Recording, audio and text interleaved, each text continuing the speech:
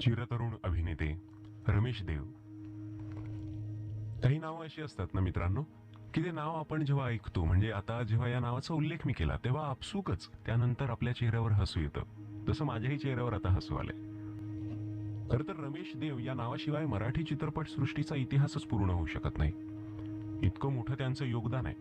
त्यांची कारकीर्द म्हणजे शिस्त आणि कामावर निष्ठा असलेल्या माणसाला कसे यश मिळते याचं उत्तम उदाहरण. वेळ पाळणारा नट म्हणून त्यांची ओळख होती. त्यांनी नायकाच्या भूमिका केल्याच, पण ते खास उठून दिसले ते खलनायकी भूमिकेत सुद्धा.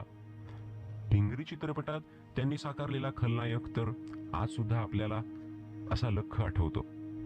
मराठीत त्यापूर्वी खलनायक सुद्धा रुबाबदार असू शकतो ही संकल्पनाच कदाचित कोणाला ठाऊक नसावी.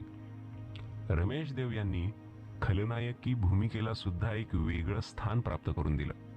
तरी सुद्धा एका विशिष्ट परिघात न अडकून राहता त्यांनी चौफेर भूमिका केल्या. नायक, सहनायक, चरित्र अभिनेता ते खलनायक अशा सर्वच भूमिकांमध्ये ते उठून दिसले.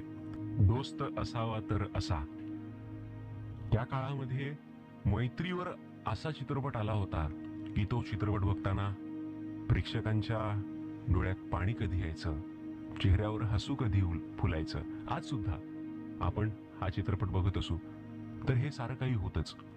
या चित्रपटातलं हे गाणं मी तर आहे मस्त कलंदर, मैत्री निभावणारा, अतिशय मनापासून मैत्री जपणारा एक माणूस त्यात साकारला होता, एक मित्र साकारला होता अभिनेते रमेश देव यांनी.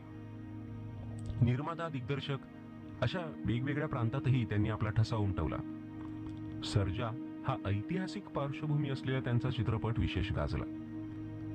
मराठी सोबत हिंदीमध्ये देखील त्यांनी आपल्या कामाचा ठसा असा काही उमटवला की कित्येक हिंदी चित्रपटांमधून त्यांनी अतिशय महत्वाच्या भूमिका साकारल्या.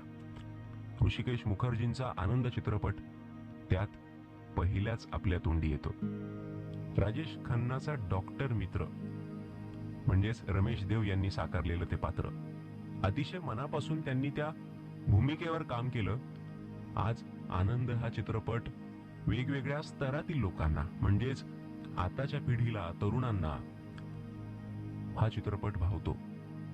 याचं कारण त्या चित्रपटामध्ये भूमिका साकारलेल्या सर्व अभिनेत्यांचं, अभिनेत्रींचं अभिनय कौशल्य. रमेश देव यांच्याकडे उत्कृष्ट नायक होण्यासाठी ज्या काही महत्वाच्या गोष्टी अपेक्षित असतात, सौंदर्य, मेहनत, अभिनय कौशल्य, या सर्वच गोष्टी होत्या. जिद्द आणि मेहनतीच्या भरवशावर अभिनेता म्हणून आपलं स्थान प्रस्थापित केल्यानंतर एकाहून एक सरस असे चित्रपट त्यांनी दिले आणि प्रेक्षकांच्या हृदयात कायमचं स्थान मिळवलं. आपल्या प्रदीर्घ अशा कारकिर्दीत 285हून अधिक चित्रपट, हिंदी चित्रपट 190, मराठी चित्रपट, त्यासोबत 30 मराठी नाटकांमध्ये सुद्धा त्यांनी भूमिका केल्या. विशेष महत्वाची बाब म्हणजे वयाच्या 90ीत असतानाही त्यांनी काम थांबवलं नाही. उलट त्यांच्यातील चिरतरुण अभिनय साऱ्या रसिकांनी पाहिला.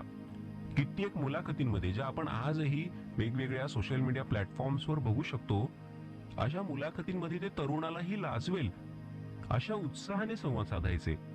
प्रेक्षकांच्या मनात अढळ स्थान प्राप्त केलेल्या अभिनेते रमेश देव यांना विनम्र अभिवादन.